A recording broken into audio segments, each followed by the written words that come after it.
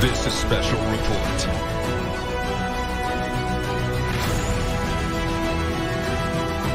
Miracles are one of the strangest things in existence. Neil Armstrong may have seen extraterrestrials on the moon.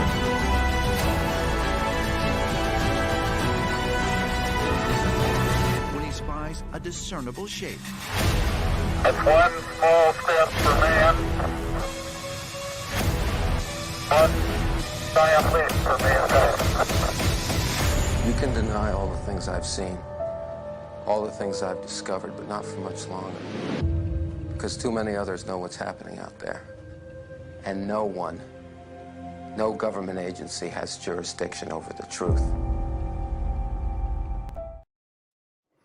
What's up, everybody? Welcome to Full Spectrum Universe. I am your host, Rob Yox. We have an exceptional show for you tonight. When I tell you we have something exceptional going on, we don't have any guests. It's just me. But there's one thing that I love to do for the people. I like to bring information.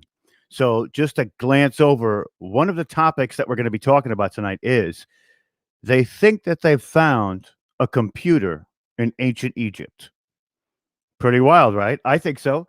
As you can see, I've got my wild hair, which means we're going to be doing a little bit of investigative reporting tonight as well. We're also going to be touching on basically what we're going to look at is 6 haunted houses and their grisly stories of why they are haunted.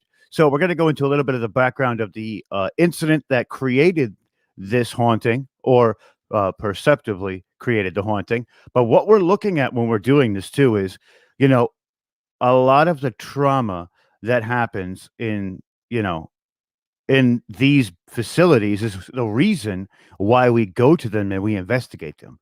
So it's always great to know, what's happening in these places. So we're going to get to that. But before we do any of that, I want to say a big congratulations to the Ghost Sisters, because on their first show, Ghost Sisters Paranormal, please go follow them on their Facebook page and on their YouTube page. They had almost 2,000 views on their premiere episode on the Full Spectrum Network. It is a remarkable thing, and you ladies did a hell of a job. They had Caretaker Rick on. You can also find that on Full Spectrum Universe YouTube page. And, these ladies put it all out there, okay? Let's be honest. Let's be frank. Let's stop being quaint about it. They put it all out there for you guys to digest and enjoy. They are a phenomenal team.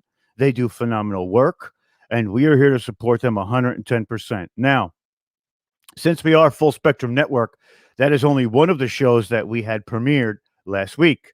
Another show we had was Cat's Fight Club. This one is a Rumble-only exclusive. Reason being is there's some things that YouTube will ban us for if we talk about them. So we're not going to go there. So if you're looking for that cutting edge, things that you don't really see everywhere, please go to Rumble, then look for Full Spectrum Universe for FSU, and you will find this incredible show. Amber Rose and Kathleen Fitzgerald, they go in. When I mean go in, they talk about some topics that are not normally talked about. Really, really great. So not only that, we have, of course, Full Spectrum Universe, which is myself. We also have Full Spectrum News. Full Spectrum News is where you can get your up-to-date stuff. We are currently revamping the show. It hasn't been on for 2 weeks, but next week I do have a feeling that it's going to premiere again, which is really, really great. And one of the shows that, that we do once in a while is called Theory Thursday, where me and my friend Omar, we go into speculating on theories. We also have quite a couple of mediums. As you know, Mandy is a medium, but we also have rescue medium Melinda, who's actually doing it live right now, and she's doing some card readings. But we also have a show called The Seer and the Scholar. I know everybody's looking at saying, well, it's pretty crazy because you're on every show, and I don't want to be. I am the producer as well, but until we get to the point where we have a lot more standalone type of shows like the Ghost Sisters have, I will be on some of the shows. Just to, I have full confidence, everybody. It's just that I try and fill gaps where I can, but we wanted to make sure we had at least a few shows of programming for you to digest and indulge in. But, if anybody could do this for me is share and like this video, and also go to our business page on Full Spectrum Universe inside of Facebook. Please like and follow that. There is so much that we have to go through tonight.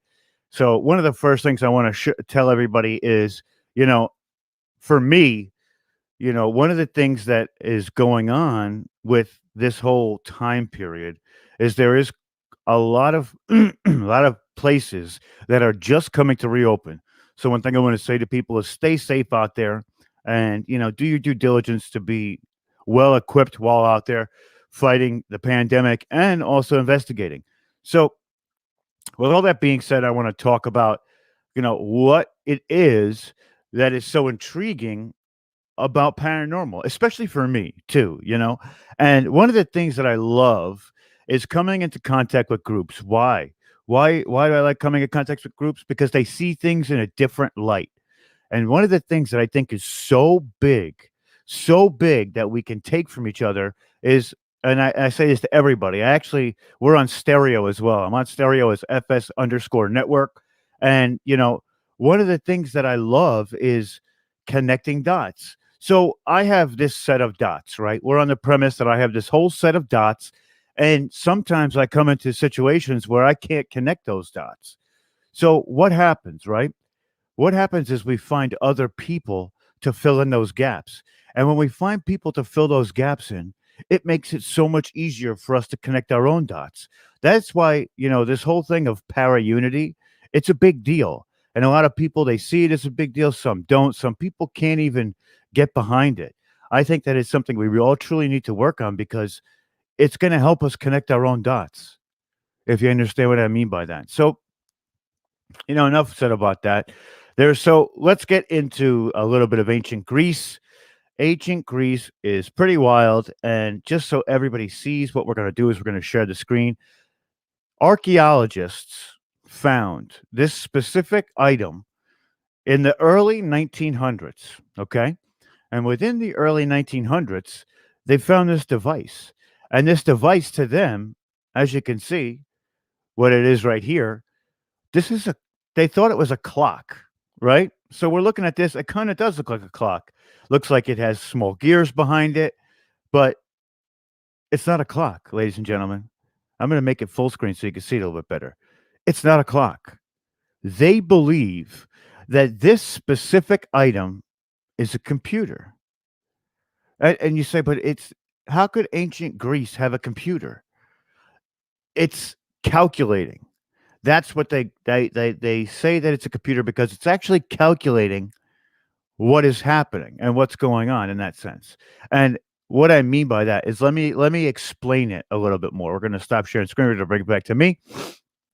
So this ancient Greek computer of more than 1,000 years ahead of its time was able to accurately predict the motions of planets and stars, even when they would appear to move backwards across the sky.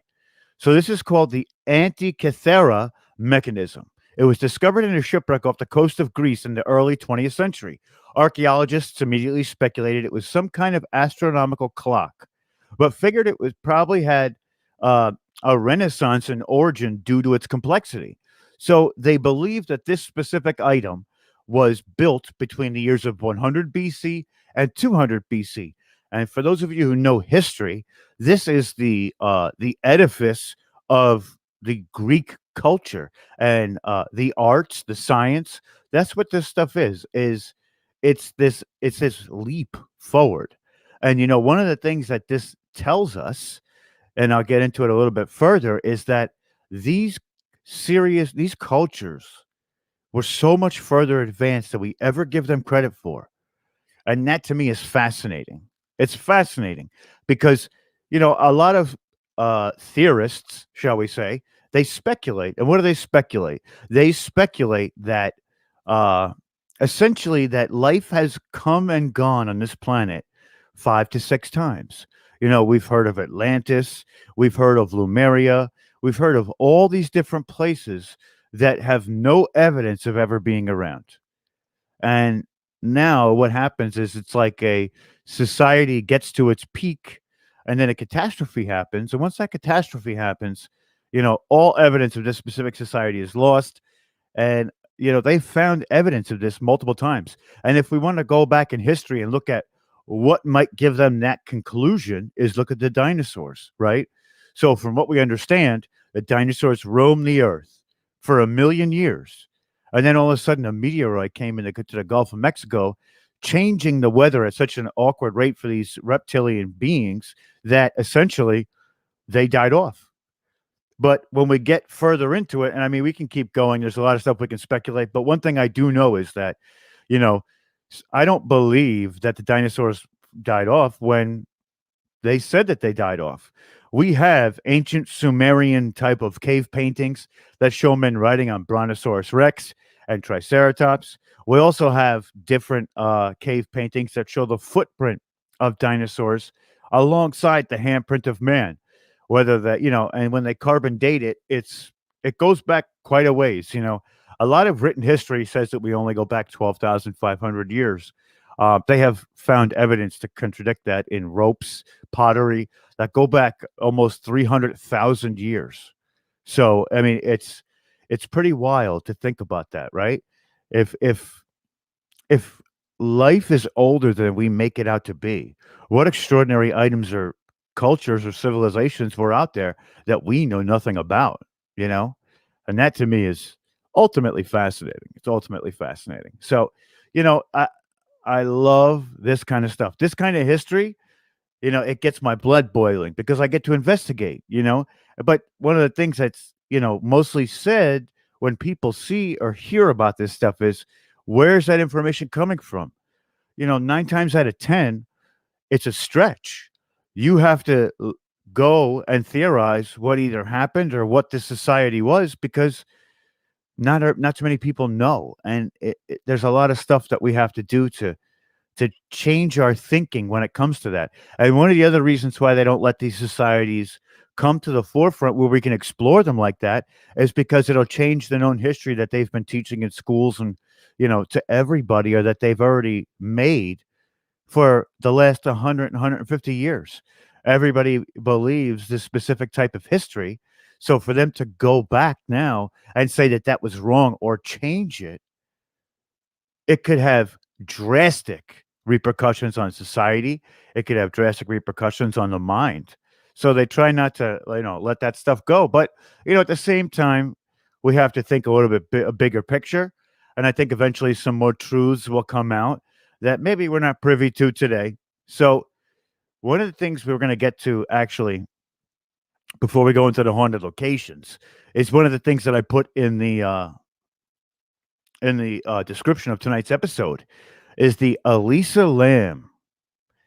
This is a they don't know whether it's a suicide or a murder, but it has to do with the Cecil Hotel.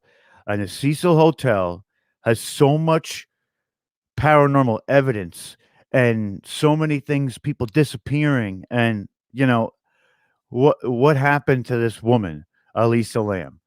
Nobody really knows, but there is video of her on an elevator. It's a 3 minute and 59-second video, and we're going to go over that too, because we have to look at the evidence to go forward and see what we're going to talk about in the sense of what happened. But we also have theories on what possibly happened. The different types of theories that could essentially basically contradict what the police have said and the evidence that the police had. So we're going to go over some of that too. And to me, I talked about this in a stereo episode today, and it was ultimately fascinating. When I mean fascinating, this to me was one of the craziest stories I've heard to date. I mean, let's go over what exactly happened, right? Before we watch the video. So there's a female, thank you, Dave.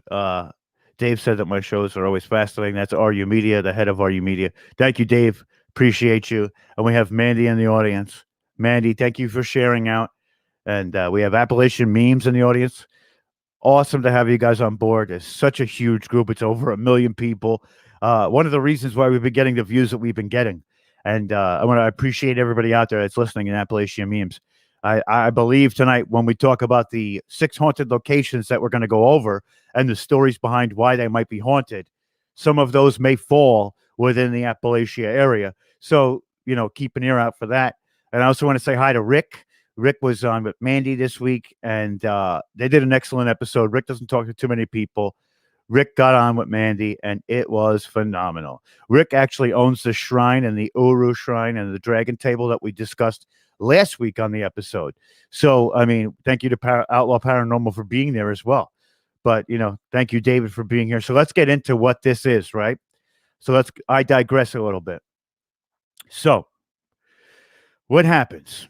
A woman of Korean descent stays at the Cecil Hotel. Now, the Cecil Hotel has a resident side and it's got a hotel side.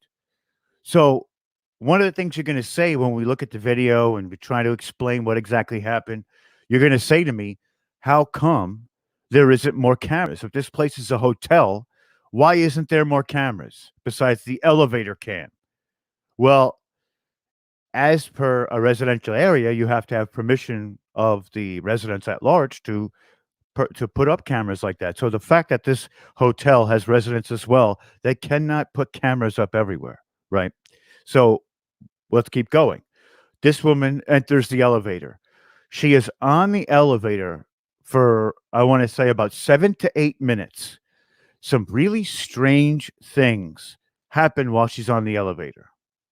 And we're going to get into what those are. And once you see the video and I go into the theories, it may explain more. Now, they ruled this death a suicide.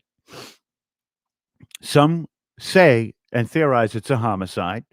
Some say that there are supernatural or paranormal things that happened and occurred which led to this woman's death. So ultimately, they find this woman inside of a water tank on the roof. Very sad story. And our prayers and thoughts go out to the family. I apologize for turning this into a show, but it's so fascinating. And there's so many things that we have to look at to speculate exactly what happened. And what I'm trying to do is I'm trying to get to that ultimate conclusion that will give justice to this untimely death and unfortunate death. So when they find her in this water tower, now the water towers aren't huge. We will show you those as well. Now, there's a lot of speculation of what happened while she was in the water tower. Did she drown? Did she commit suicide? She did have mental health issues, but she went into there and she was naked when they found her, with her clothes in her hand within the water tower as well. So there's a lot of stuff going on here, a lot of stuff. And to me, it doesn't all add up. And when things don't all add up, there's probably more to the story than we're being led on to know. So one of the things we're going to do is we're going to go over exactly what happened while she was in this elevator. Now, just to preface this a little bit first, before we go into that video, she does a lot of strange things while in this elevator. So I want you to keep out for feet by the door, not her feet, somebody else's feet. I want you to watch the way that she basically presses all the buttons and in the manner that she presses those buttons. I also want you to take into consideration the motions of her hands while she's on that elevator. Okay? There's a lot of strange stuff. And honestly, I can't really explain all of it. But what I can do is give you those cues to follow so you can watch it as well. And again, we are not politicizing this woman's death. We are not using it for clickbait or for ratings. I don't care if anybody watches this. What I want to do is I want to give her justice. If there is somebody who is intentionally involved in this, I want to get to the bottom of that. If this was a suicide, I want to give some justice to the family as well. So it is hard to watch. Not this particular video, but knowing that she is a little bit mentally ill, you'll find it a little bit difficult. But that's why I want to make sure I get over all the disclaimers before we show this. And I think it's super important that we say those things because you're going to see a woman to me, who doesn't seem to be mentally there. But there's a lot of strange things and occurrences that happen. So let me tell you, you be the judge. Is this paranormal? Is it mental illness? And I'm going to give you the viewers, the ultimate judgment call on this. But what I want you to do is in the comments, once we're finished watching this video, I want you to tell me what you think. Now knowing some of the story, and then, like I said, we're going to go over theories. So put your comments on what you think happened and what might be happening or occurring. And then we're going to go into the theories, and we're going to come together with the comments and the theories and see who was closest and see exactly what had gone on and in the eyes of the audience. So let's share this screen. There is not a lot of sound to this, so I apologize for it to be a little bit quiet, but this is something that's beyond strange. Okay. So we start with an elevator. We see that. Let's play the video and go into it.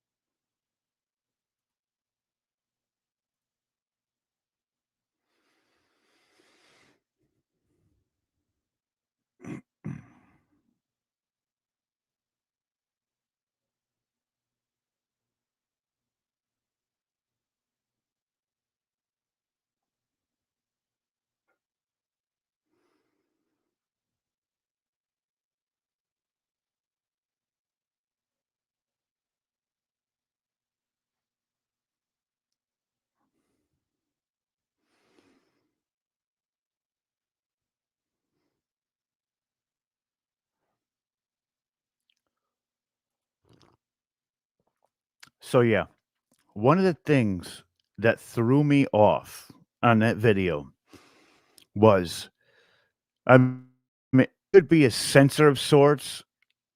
It could be some kind of sensor, but how long did those doors stay open, especially even when she was hiding in that corner, right? So it it looks like as if she was being pursued or chased or hiding at that moment, right? So if she's hiding, what exactly is happening? Who is she hiding from? There's nobody else that enters the elevator. It looks like there's nobody that she should be afraid of. But if you notice, when she went to go creep out of the elevator, she was doing some weird hand motions too, which anybody who knows a craft knows that small hand gestures can essentially conjure things or, put something into a bad nature. There's a lot of things that don't make sense. Why the door stayed open so long when she wasn't even near the door in the beginning? Why she bent down to hit the buttons the way she did, right? What is going on in this elevator? What's happening? So we've got theories, right? We've got a lot of theories. And one of the things I'm going to show you right now is I'm going to show you the water tank that she was stuck in. And as terrible as that is, it's the water tank that basically where they found her. They reported her missing for many days and couldn't find. You see over here, this tank right here. So they're not huge. They're not huge. But the thing is, to get into one of these tanks would take an incredible feat of strength to open or to even get inside. It's very, very hard. The doors are, especially being on a roof, okay? There's rust. There's hinges are probably half worked. You would have to WD-40 and take a crowbar to get them open. This woman was 5'4", 110 pounds. How did she get that open? How did that happen? How did that happen? It doesn't make sense. Another aspect that doesn't make sense. So this is one of the reasons why people believe that she was murdered, was because to put her where she was would have taken two or more people probably to lift and get her inside. But they found no evidence of any, this, of course, it's 2013. So there's no forensic evidence to prove that somebody was with her. Now here's the other part that you don't see on the tape that I have to say up front too. There are 57 seconds of video that nobody can recover. It was chopped out of the original video, and the cops couldn't even recover that 57 seconds. And they went to everybody to try and recover it. So where is that 57 seconds? What happened within those 57 seconds? And why is it gone? It doesn't make any sense. None of it makes sense. And this is the part that's like, okay, why we're going into this stuff, but really this is wild stuff. Something's going on here. Something supernatural is happening. And that is thoroughly my belief. And when we get into it more, I'm going to explain why they make more sense. Okay? But now you've seen the video. We've gone over some of what essentially supposedly is happening as per reports and things like that. Now what we're going to do is we're going to get into the theories of it. And when we start getting into the theories, you're going to scratch your head. I wish I had a sound effect that's a head scratcher of what the hell is happening and why. Why is it happening? Right? So there's so much to go over, guys. There's so much to go over. Plus, like I said, we still have 6 haunted locations that could possibly be some of the places that you may be exploring within the next year. Once you hear some of the stories about it, you're definitely gonna wanna, you're definitely gonna wanna go into it and see what's happening with these places. The history is rich. And when the history is rich, the investigations are rich. And we all know that. So stay tuned for that. But for now, let's get into these theories. So, you know, to me, this this specific thing definitely seems supernatural. I'm saying that right off the bat. So I'm not impartial to it. I have my own thoughts about it. Okay. So let's get into the theories themselves. As we know, within the first few minutes, this is actually, I forgot to tell you, this is actually a new Netflix documentary as well. But I feel like we're going to do it a little bit more justice than the Netflix documentary. I really do. I really do. So let's go to some of the background of who Elisa Lam is. She's a 21-year-old student, and the story says that she was supposed to check out of the Cecil Hotel on February 1st, 2013. This was the same day she was reported missing. Investigators went to her room to search for evidence, but found staff had removed all of her belongings. She'd left valuables, clothes, and her medication, phone, and her laptop behind. That's one of the moments that you're like, well, wait a minute. This seems like foul play, right? It very well could be. But the fact that the staff moved her stuff, there's no, there's no real explanation for that. That's one of those things that's like, why would they do that? If it's a crime scene, I bet you it was because they had to get ready for another guest to come in and she was supposed to check out already. They didn't know she was missing yet. So the hotel staff had seen her in an area of the hotel where guests weren't allowed. That was the residential area I was telling you about. And the fact that they didn't have cameras there was because it's residential. Can't spy on people in their homes. So if the people live there, they can't have those cameras there. So they had to ask her to leave, which she did. She walked towards the elevator, and this was the last time anybody saw her alive. There were no cameras on the floor. Elisa was staying at, but around a week after she went missing, the strange, now viral CCTV footage of Elisa in the hotel elevators was discovered. This helped police come to the conclusion that she was still at the hotel. That is what we just showed you.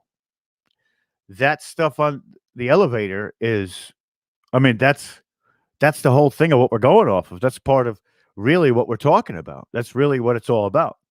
This evidence on the elevator. This thing is spooky from start to finish. Did you see the way that she was hitting those buttons while putting her face right up to it? And there's a reason that they have in their theories that she might have been doing that. So we're going to get into that too. This is wild stuff, guys. I can't tell you how I heard this today. And I'm sorry to keep going off topic, but I was on stereo. We do like impromptu episodes on stereo. Me and some of the people.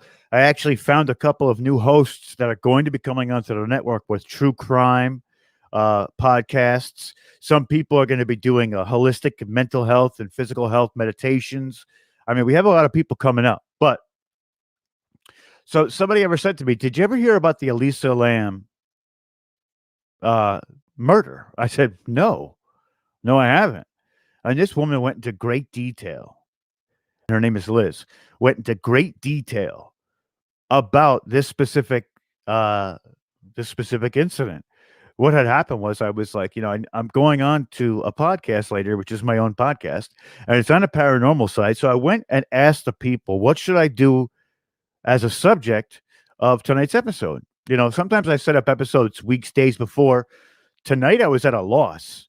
I was going to have a guest, but the guest, ended up not happening because we didn't schedule it properly. But regardless, so I said to myself, what can I do tonight's episode on? And I thought that this was like the super interesting thing to do. So, we're talking about it, and she was schooling me on this that I had to go and read about it. You ever get that piece of information, and we all have, or that EVP that you have to listen to 300 times to make sure you heard it the right way? Of course you did. This is what I had to do with this. I had to look at every and any aspect of what this was to try and figure out what am I looking at? What is happening right here?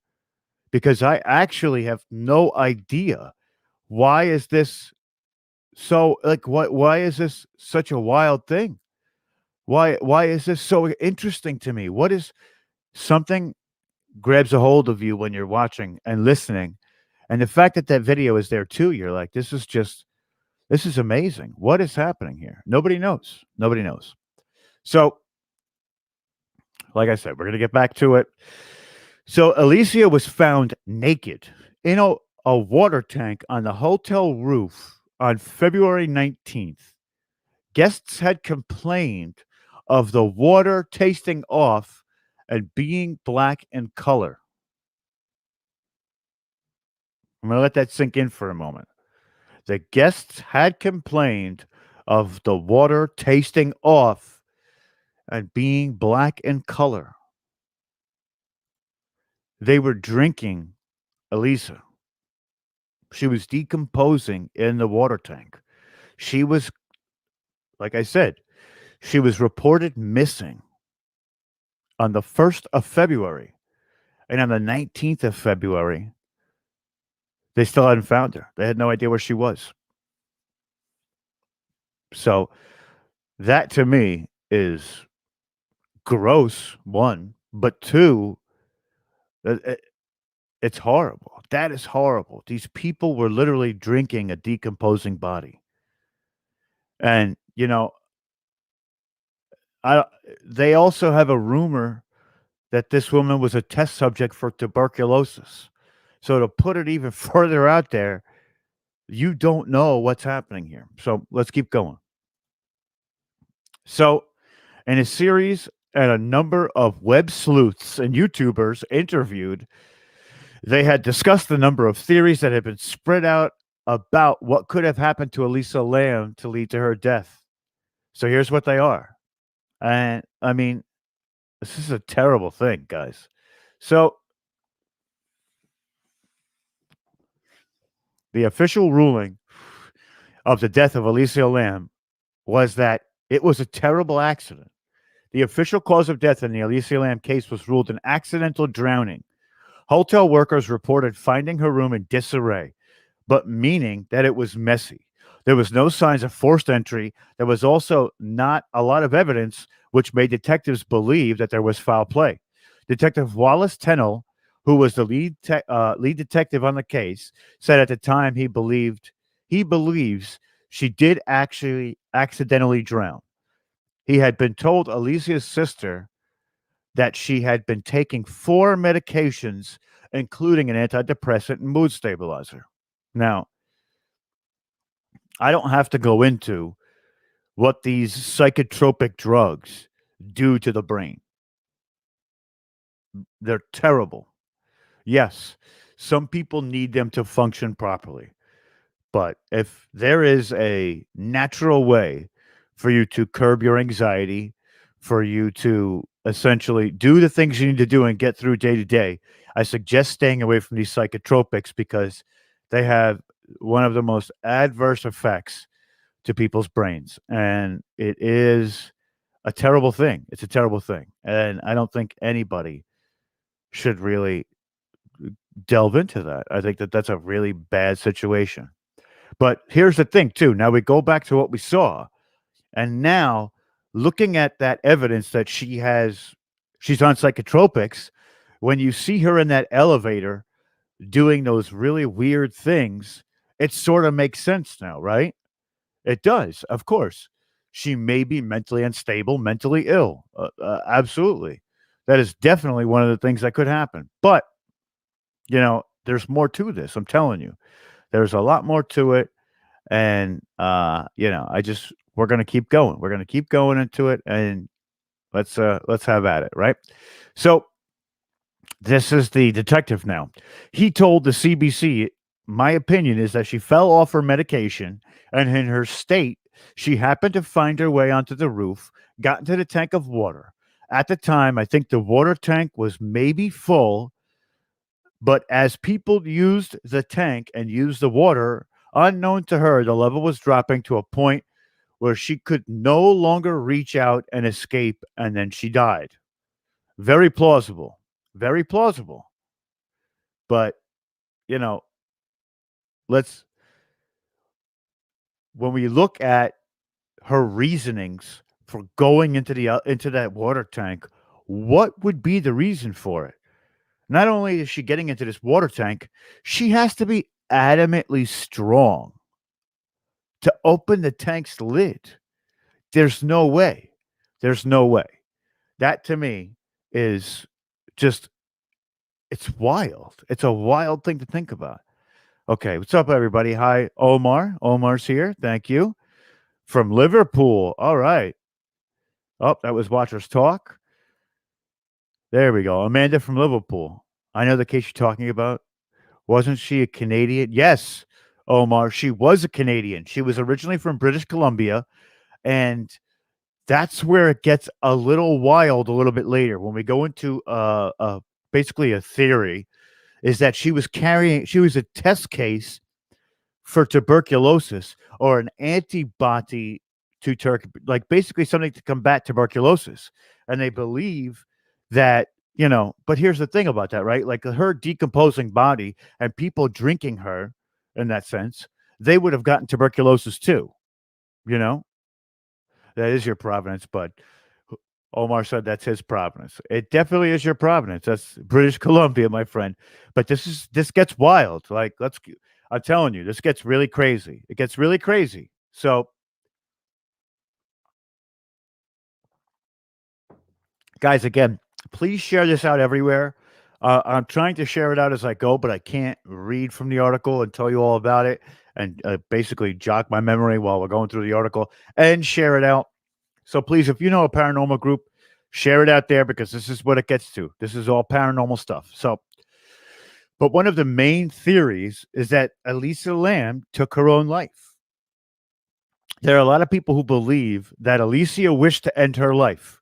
And this is evident. This is evident by her Tumblr and her Blogspot accounts are said to have mentioned her struggles with mental health in which anxiety and depression was prevalent. We know that. However, as reported by CBC, the coroner said a full review of circumstances didn't support the theory that Lam ever wanted to harm herself. So again, doesn't make sense. Doesn't make sense. The Cecil Hotel is a seedy hotel. Definitely is. Omar said it's a seedy hotel. But here's the thing about the Cecil Hotel. The fact that it was seedy, this hotel has evidence of paranormal activity. There have been so many heinous crimes in this hotel that the Cecil Hotel essentially is that's the biggest key that this is paranormal in nature because of all the things that happen at that hotel, all the evidence of people having sightings at this hotel and the paranormal experiences that have all happened at this hotel. So when you see that scene from the elevator I just played, that 3-minute scene, I mean, that is a wild thing to think about. The hotel and all that stuff that was happening is like, it's crazy. That's crazy. There's a lot of stuff going on here that we just don't know about. Because of that hotel, was there demonic possession? Was there any possession at all? Was she under the influence of an ethereal entity? Because when you see her standing in that corner, it looks like she's hiding. And then she's looking back and forth. What is she looking at? There is no sign of anybody else in that hotel or even by that elevator. It begs to question what the hell is going on here. And I'm going to keep saying that because we really have no idea. And by the end of this, we may not, but I'm exploring the options. Okay. I think that these options are huge and we have to explore them because there definitely is something going on that's paranormal here. I feel it in my gut. I really do. And you may not agree with me. You may say, hey, she got whacked. She's this, she's that. Maybe. Maybe. It very well could be the case.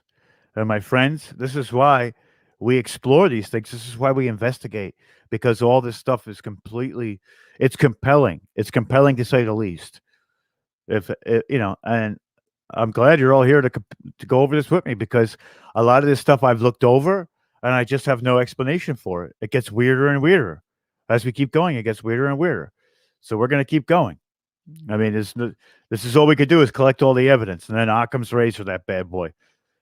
So it's what we got to do. It's what it is. So basically, as we saw, there's a lot of stuff going on. We don't really know what's happening, but as we go further, there is the case that it was murder. Another popular theory is that Elisa Lam was murdered. The main question raised in the cases, which have led to people believe this, are: who was she gesturing at in the elevator? Why did she look disoriented and scared? Who was she hiding from in the corner of the elevator? How did she get up to the roof on her own? She was slim and petite. How did she lift the water tank lid off on her own? Why was she naked? And then how on earth did she manage to put the water tank lid back after climbing in, which is the biggest tell? There are a lot of things that just don't make sense. There's a lot of theories that could have potentially harmed her, you know? Or who? It has been reported that before her death, Alicia was entering the hotel with two men who gave her a small box. The men were never identified. The box was found to be from the last bookstore which she visited on the last day she was alive. While this may seem like an answer to a small mystery, people still aren't convinced. Alicia had also spoken on Tumblr about waiting to meet new people and explore. Had she come to harm from somebody she met online? Very well could be. Very well could be. Omar, yeah. He said it seems every CCO hotel is like that. It's pretty true. They are seedy joints. But I'll tell you what, they're good for paranormal exploration, bro. I'm telling you. I'm telling you. This was the same one's name that I'm in Alberta. And it was said to be haunted. See what I'm saying? These specific places, they all have this connection to the paranormal, which is wild. It's wild. It's wild to think about all this stuff. Like I keep thinking about all of it. It's like, holy crap. What happened, bro? What happened? So there's other theories, right? Another theory thinks that somebody in the hotel was somehow involved in the death of Elisa Lam, which would explain the 57 minutes of missing video from that night, from that elevator scene. What happened? How in the world did this 57 minutes just not ever be? It was never found. They can't even, when they went to go look at the forensic video, and they basically analyzed it forensically, they could tell that the video had never been tampered with, which is another mysterious thing. But what happens is sometimes when people come into contact with paranormal entities, these specific items like electronics don't seem to work that well, skip or cease to function, which is another reason that I feel that this is paranormal. So what I want to know is that people who are out there, I want to know what your take is on it. There's more theories that we have to go over, but I want to know what you think and what you're talking about. What's going on in your brain now, seeing that video and me explaining to you what is actually happening? Because to be honest, I couldn't tell you what the hell is going on, but I do think that it's paranormal in nature. I really think that. In my heart of hearts, I think that. And I think that that's going to be the end all be all of what's really going on. So one of the more out there theories is that the death of Alicia is linked to the creepy history of the Cecil Hotel, which is what we were just talking about. You know, it's not just a ghost story. The documentary that was just brought out on Google on Netflix. There's a lot of dark forces at the Cecil Hotel. The hotel has a very dark history of suicides, accidental deaths, murders, and violence, which had led people to think that something sinister is going on within the walls of the establishment.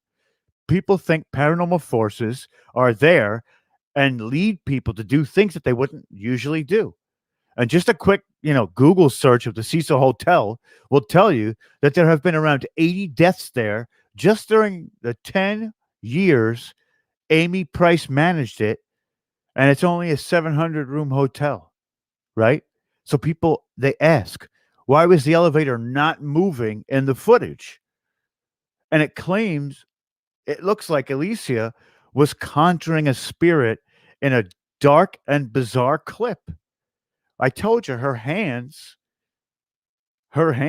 are moving, and they're not moving in a natural way. Okay? They're not moving in a natural way. There's something going on there. There's ultimately back to the paranormal, right? And this last link, I'm going to tell you right now. This is a disclaimer.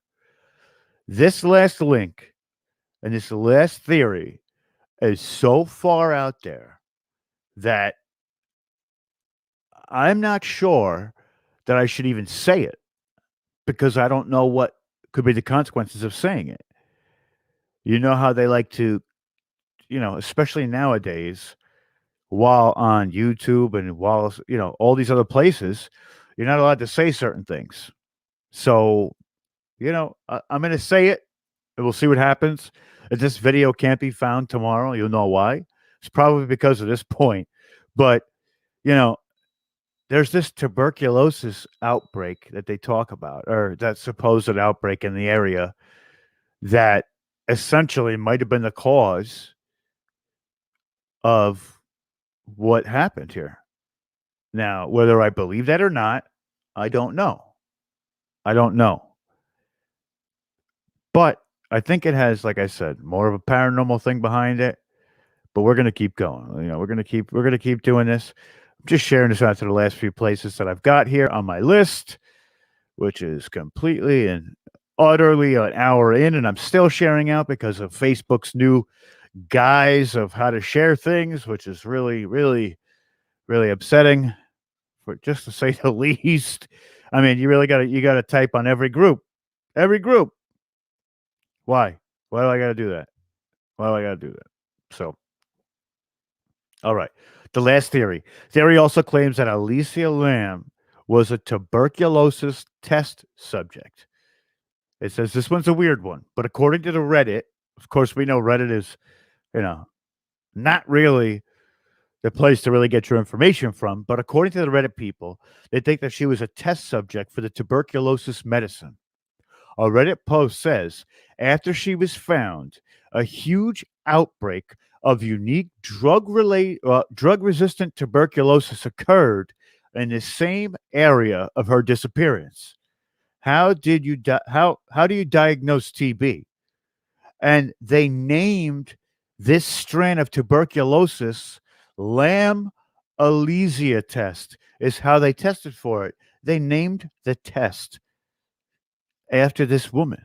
And yes, there in 2013, there was a TB outbreak in downtown LA Skid Row. And one test for this is called the Lam Elysia test. Now, I don't know about you, but to me, there is something darker and more sinister in that aspect. And the fact that they named a test after this woman, they just made her name backwards. And that's the name of the test for the strand of tuberculosis. I mean, does anybody else not like anybody else see a problem with that? Like, I mean, for real. That is some really sick stuff, guys. It's really sick. It truly is to me. I think that it's one of the wildest things I've ever heard. So this woman could potentially be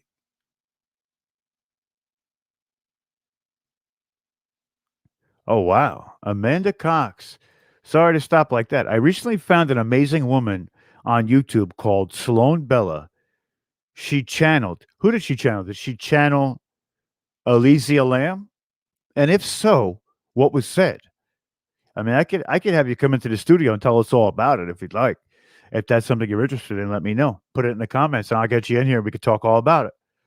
Could talk all about it. So we keep going, right?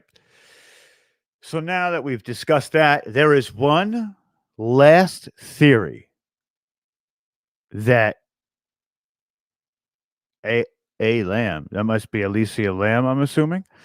What I'm going to do is I'm going to put the invite into the comment section, and if you'd like to jump in and tell us all about this channeling in the posts, a StreamYard, just click on it's under RU Media.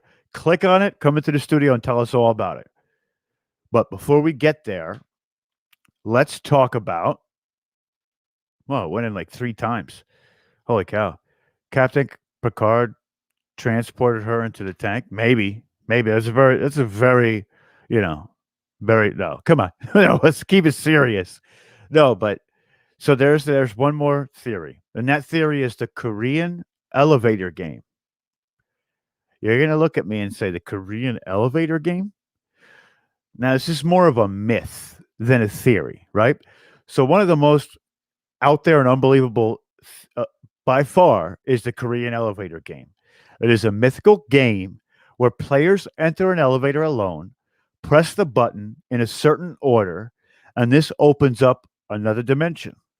The entire game is very creepy and confusing and includes ignoring a strange woman who will enter the elevator along with you. And some believe, in Alicia's case, this game went wrong. And one of the things that I read more into this specific game, and one of the things that you know that you're playing the game, like they said, a person in a big hood and cloak is going to come into the elevator. You must not look into this woman's eyes, right? Or something bad will happen. You ignore her completely. And when you're in the elevator, when the doors open and you see a cross, a big red cross, you will know that you are in another dimension. That's how you figure it out. But that's, that's weird and wild. That's weird and wild. So, I mean, what do you think, guys? Tell me what you think in the audience, because this is sort of one of those interactive type, it's kind of article. It's like an interactive type of article. You can give me your feedback on it. I mean, there is just so much that we can go into. It, it, there's, there's also some theories of her misusing substances. They also say that she was tormented by a ghost. And that theory is basically since its creation in 1924 in Skid Row, the Cecil Hotel had been linked to a variety of criminal activities, of course, including housing serial killers such as Richard Ramirez, aka the Night Stalker, and being the last known location of Elizabeth Short, aka the Black Dahlia. Because of many of the tragic deaths that have happened within the hotel, some believe Lamb was hiding from a supernatural entity in the elevator, and many point to her strange hand motions as a sign of communicating with the spirit. You know, it's it's a crazy, crazy thing. There's also a dark water connection, which is what I was telling you about before. And there's a lot of the armchair theorists. They bring up the film 2005 called Dark Water, suggesting that maybe someone murdered Lamb to copy the events of its plot. They point to the fact that the main character was named Dahlia, like the Black Dahlia, and the Cecilia, sorry, like the Cecil Hotel in the movie. Residents at the apartment complex where Dahlia and Cecilia are living complain of dark, foul-tasting water, which leads to the discovery of a girl's body in a water tank on the roof. So I mean, is it plausible? Sure. Sure. Amanda has a theory on it. She says that she believes she was murdered by human hands and not spirits. Amanda, I'm going to ask you why you think that. While channeling her, did something happen? Did you break through to the other side and talk to this entity that she may now be? I think it's probably a homicide. Yeah, guys, I at first I thought the same thing. I literally did. I was like, wow, this has got to be some foul human that did some foul things. Not Alyssa, the murderer per se, but the more and more I delve into, a lot of what these people were talking about, and then I saw that video. I don't. Maybe I should play the video again. Now that we know all that stuff, maybe we should play the video again. You know what? I am going to play the video again because now that we've gone through what it is, when you watch the video, it seems a bit different now. You can watch for those signs. So let's bring the video back in one more time. One more time. And I know you're going to be like, well, he's playing the video again. This is worth it. All right, guys? Watch what happens in this video. Just watch.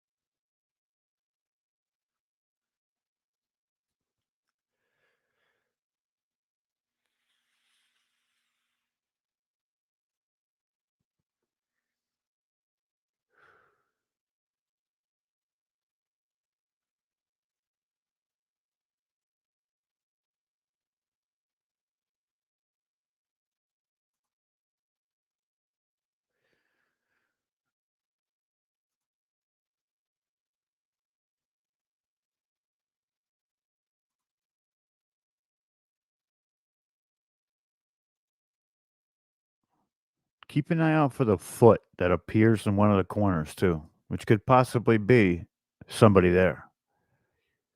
But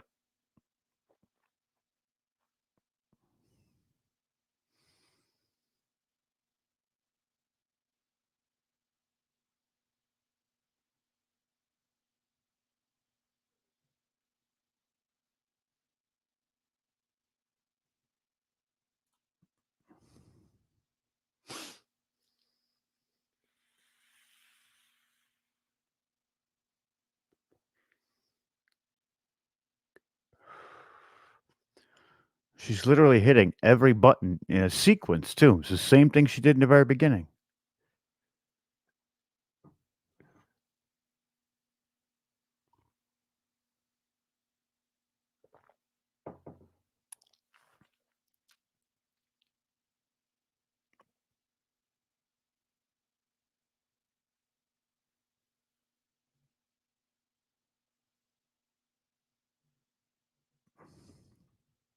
Motion of her hands.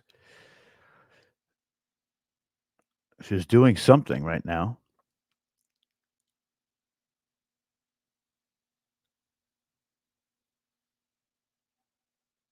And remember, like I said, there's 57 seconds that forensic people who do forensic videography cannot find, and this supposedly was not tampered. And why would the door stay open for that long? Once this elevator goes to a different floor, you will see how long the elevator actually opens and closes. It's quick.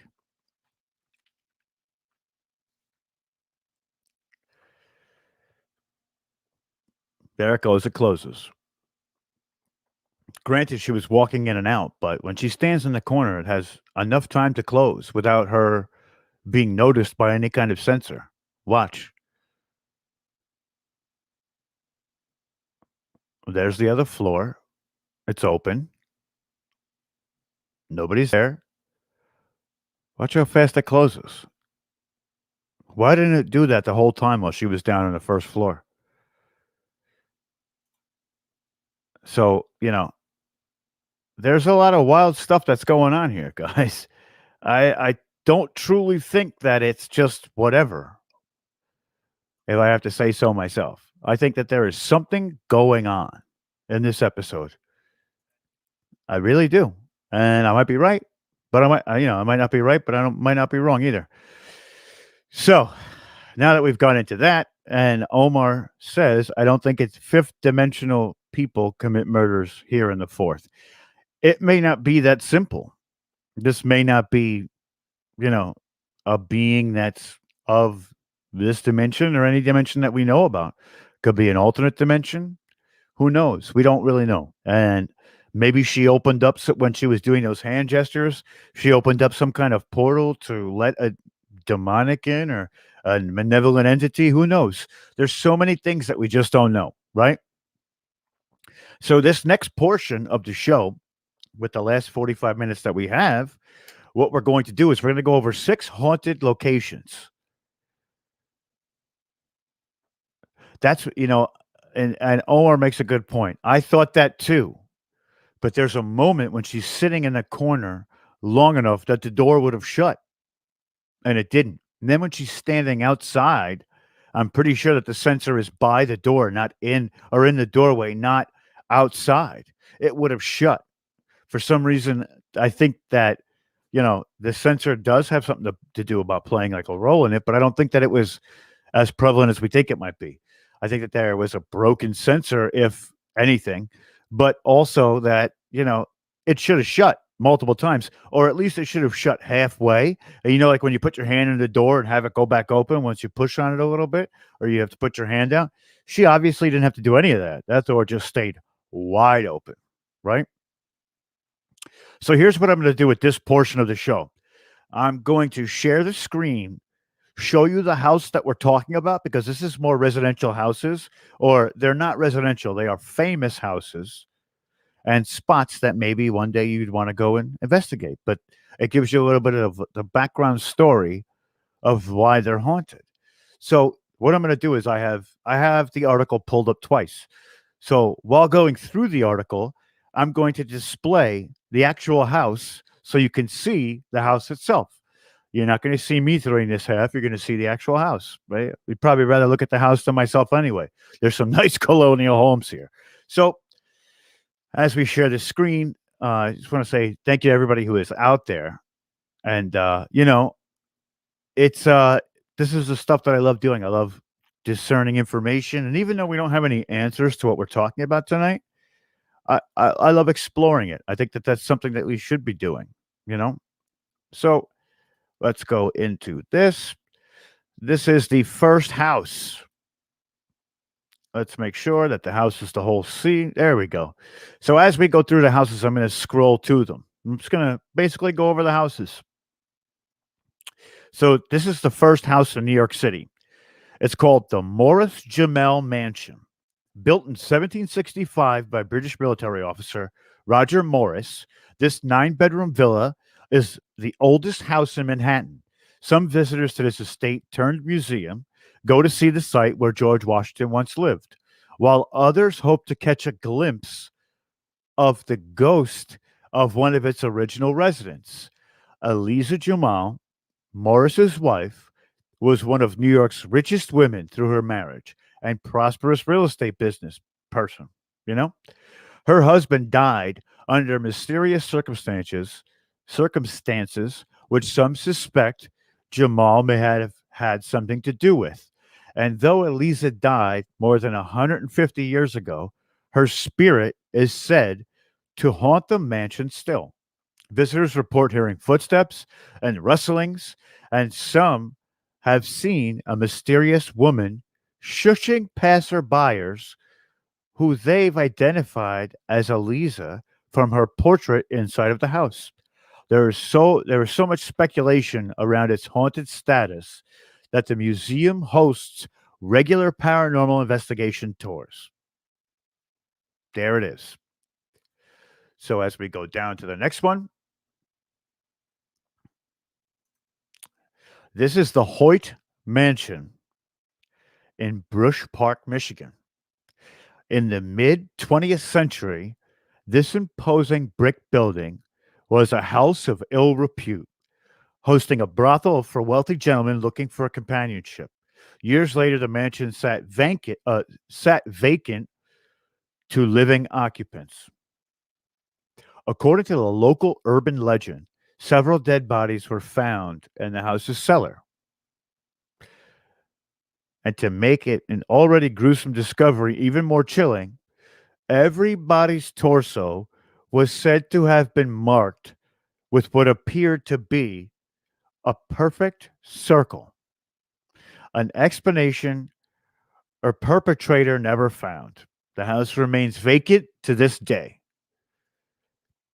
Pretty wild stuff. So, one of the first things that I loved about that first house was essentially that, I mean, it has so much history. And the fact that it was the first house on Manhattan, which is close to me, means it's accessible to where I am now. But also, you know, it's it's one of the homes of George Washington. And I'm sure it was a home during the Revolutionary War time, or maybe a retirement home, And one of the things that fascinates me is the fact that most of these places are either now museums and still have paranormal tours that you can go and visit. I mean, one of the things that I would love to do is some of these places is to just bring a team in there and just go crazy. Set up cameras in every room, you know, try and get that EVP that everybody's always looking for, and really, bring a scientific level to the investigation because I'm pretty sure that not a lot of these places have had, that type of scientific investigation, the type that Brandon Alvis always talks about, where you do things because you want to find out this, you want to blend the science with the paranormal investigation. So let's get back to it, right?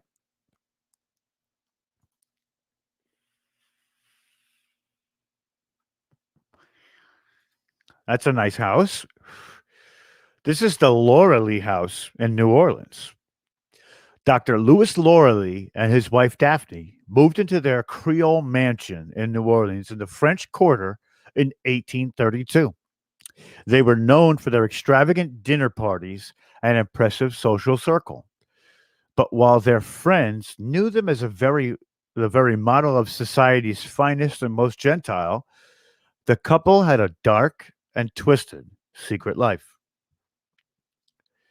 The family's lifestyle was kept up by many slaves, and Mrs. Lauralee was particularly cruel to the people that she had enslaved there, which is terrible, terrible, terrible.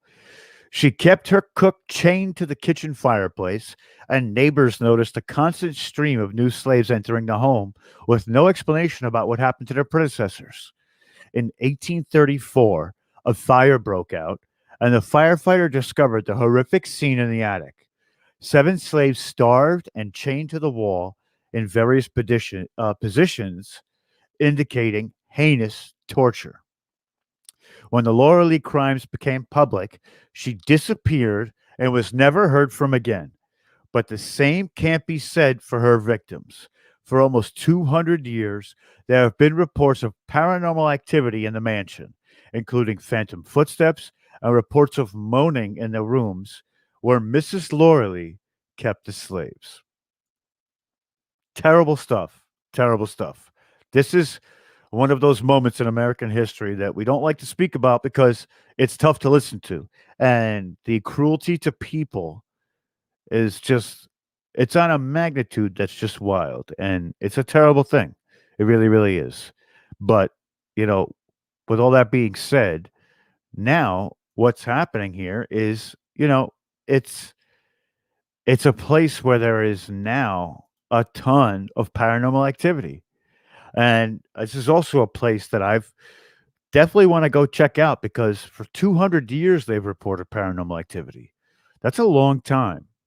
A lot of places that you see have been haunted for maybe the last 100 years, residential wise, or, because a lot of them haven't been shut down that long, but and people have lived there. So Also, we have to remember that a lot of the reports of paranormal activity go unspoken of for a very long time.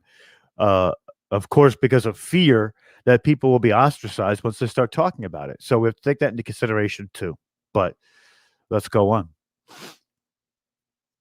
Now, this house is in Iowa, and I'm sure a lot of you have heard of this specific house. So take a look at the house, and in the comments, tell me if you know what house that is. I'll give you a minute.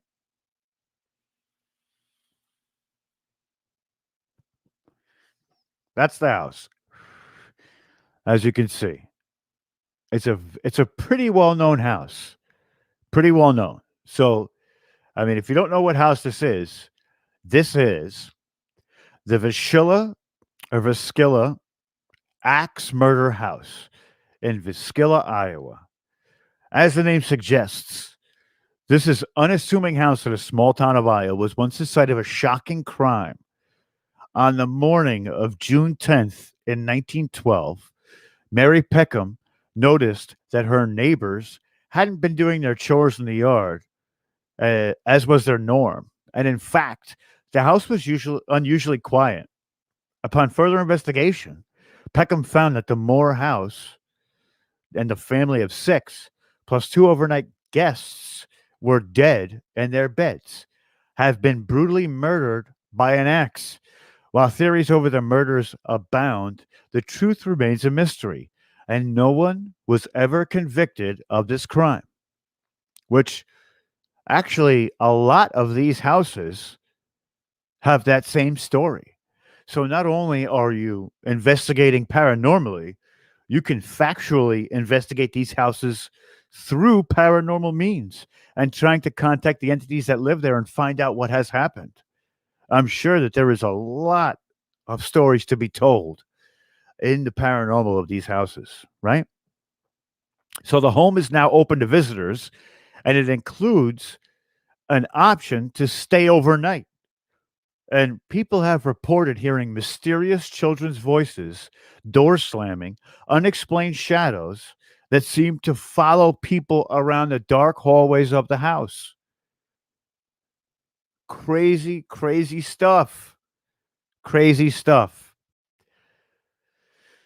Oh, man. This is like one of those houses that you're just like, you know, you don't know what to think about it. You're like, okay, there's this heinous act. But like I said, what intrigues me about this house is nobody was ever convicted. And here's the thing about doing these types of investigations. When you're doing a factual investigation, you can follow a lot of what the authorities had found out at that time. They usually have documents, they have census, they have all these different places that you can look for the written history of what they thought happened. So when you go into these places to basically do your paranormal investigation, you can address the entities with that information and see what they say to you so you can try and put those dots together. So this place is extra intriguing for me. So, just putting that out there. It's a very, very cool place to check out. So let's go to the next house. Let's do it. I mean, are you guys liking the houses? There is the Emily Rose house. Yes, that's not here, but there's the Emily Rose house. It's out there. There's a lot of houses out there, especially in New York. There's the Hinsdale house. One of the places that you can go check out is actually RU Media Network LLC's home base of operation, which is Madison Seminary. We have a huge affiliation with Madison Seminary and Fairfield County Infirmary. Those are two places that I'm sure if you ask the owner of RU Media, he could probably set up for you guys to investigate it. Of course, I don't know all of the specifics of it, but you could definitely go check that out. There's a lot of good stuff over there. I know that if you're also looking to see what other investigations have proven for the Madison Seminary in Fairfield County, you can go to the RU Media YouTube page where there is Our Haunted Minds and Resident Undead, which is what RU stands for in media. So check those out. They are great, great web episodes. Not like the stuff you're going to see on TV. They are actually, I think, way better. Way, way better. There's a lot of different tactics taken than the normal ghost hunters, haunted, a lot of different haunted nation, a lot of the different stuff that they do that isn't usually done with TV. So I suggest you take it out. And Dave, I am a fan of what you guys do, both on RU Resident Undead and our Haunted Minds. And Eric's out there too, and you guys are the best. But it's wild to watch them do what they do and see how they do it. So if you're, want to learn a little bit more about it, check them out. So let's go back. All right. So can anybody tell me what this house is? This house is actually a lot closer to me than anybody else. Than some of the other houses. This is the Amityville Horror House, which has had movies made about it. So everybody should know what this house is, right? So just in case you don't, on November 13th, 1974, the 23-year-old Ronald J. DeFeo Jr. shot and killed his entire family while they slept in their beds, including his two parents and four siblings. Ronald confessed to the murders and was sentenced to 25 years to life. Just a year later, Georgia Kathleen Lutz jumped at the chance to buy the stately house for a bargain. They lived there for just 1 month before leaving in a hurry, and the story of what they experienced in those 28 days has been a subject of speculation, including inspiring the books and the film's version of the Amityville Horror. The Lutz family had claimed that they were awoken every morning at 3:15 a.m., which they later learned was the approximate time of the DeFeo murders. Their children, they said, began sleeping on their stomachs just as dead DeFeo children were found. They reported a plethora of phantom smells, sounds, unexplained phenomena, including green slime oozing from the walls. Many of these details have been questioned, but the Lutz family insists that the house's gruesome history haunts it to this day. Wild, wild, wild, guys. Wild. That's wild. That's a crazy thing. The Amityville house, you know, it's uh, it's just this, it's a wild, wild thing. You know, there is so much ill repute in these houses between being brothels and heinous crimes. Of course, there's going to be paranormal activity.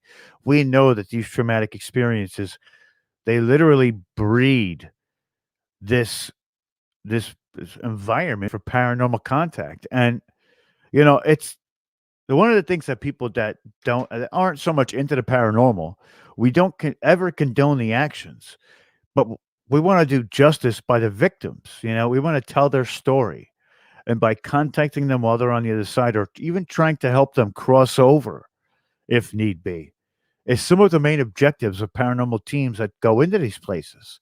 I mean, also, some of these entities, they want to stay there. They want to go where they're comfortable and they're familiar. That's why they stay in these places. That's why they do what they're doing. Now, this next one is not one I've heard of before I actually read this article. So this one is new to me, but let's go through it. So this is the Whaley House in San Diego, California. Even before the house was built, the land beneath it was a very public execution and the hanging of a notorious thief, which some say suggests it was doomed to be haunted from the beginning. When Thomas Wiley chose this site for his family's estate in 1855, its fate was already sealed.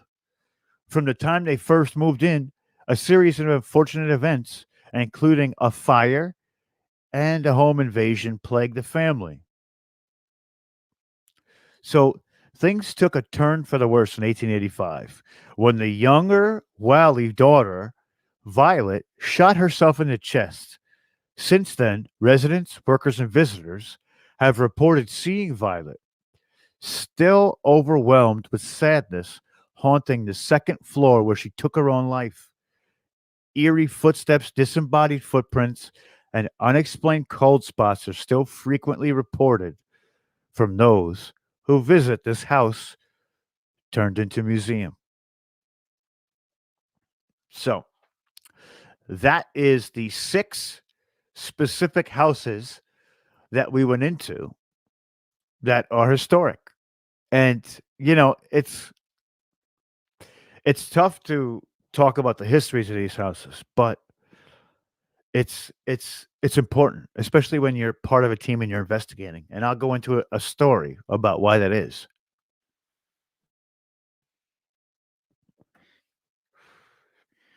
So recently, we had done an investigation.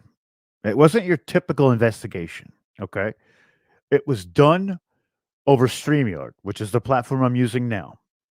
And one of the wild things about this specific investigation, maybe it wasn't so much of an investigation. Let's call it a clearing for somebody's house, okay? I can't go into names, but as you all know, I'm the historian of my team.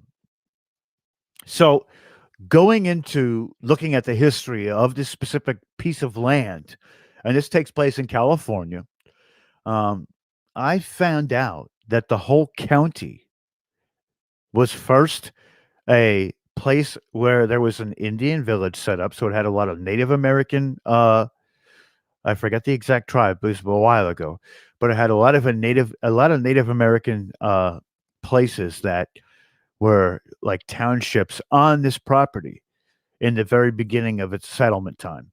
But then what happened is the gold rush came into this county. It was by a river, and a lot of the Indians had been either chased off or they fought with the Native American people. I apologize, I keep saying Indian. That's wrong on my part. But a lot of these miners, they fought with the Native American people.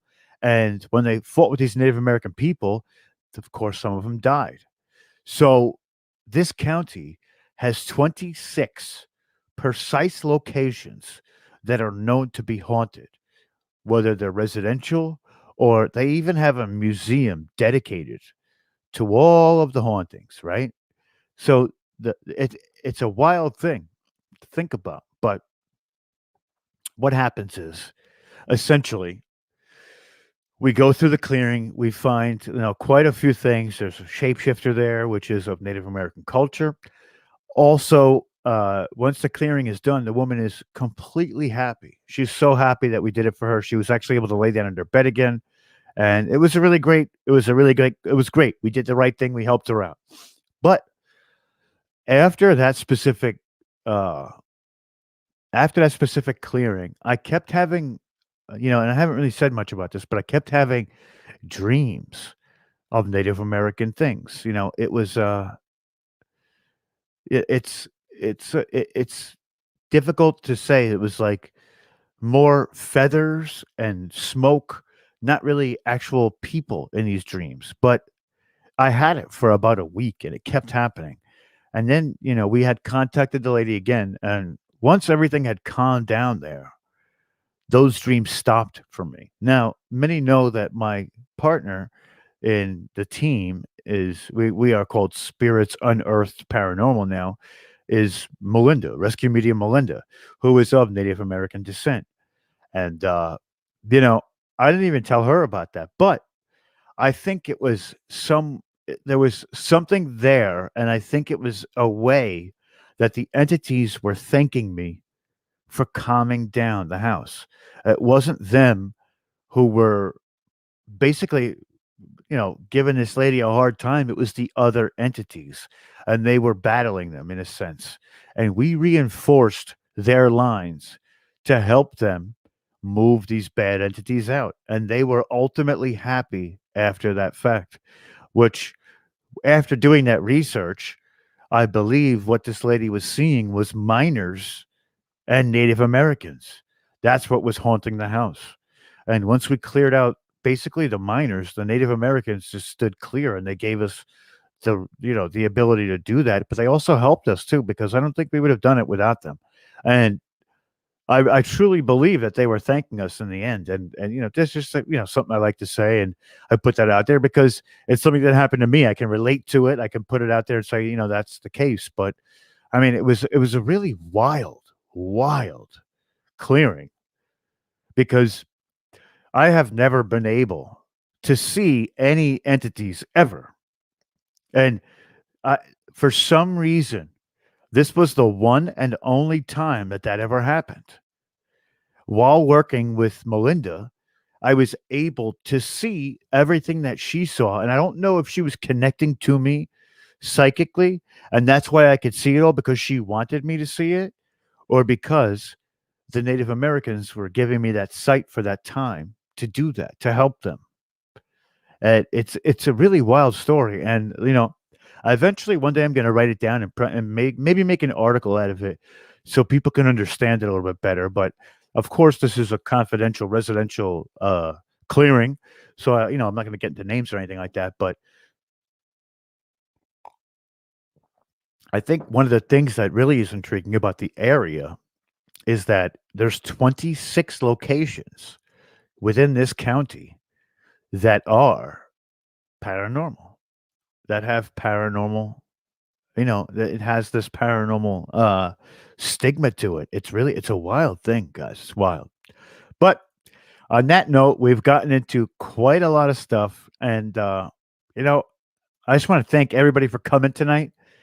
I had a great time. This has been a great episode. We are ending a little bit early, and I apologize. There's some stuff that we have to get to after this, but I want to thank everybody for coming in tonight. It's been an awesome show.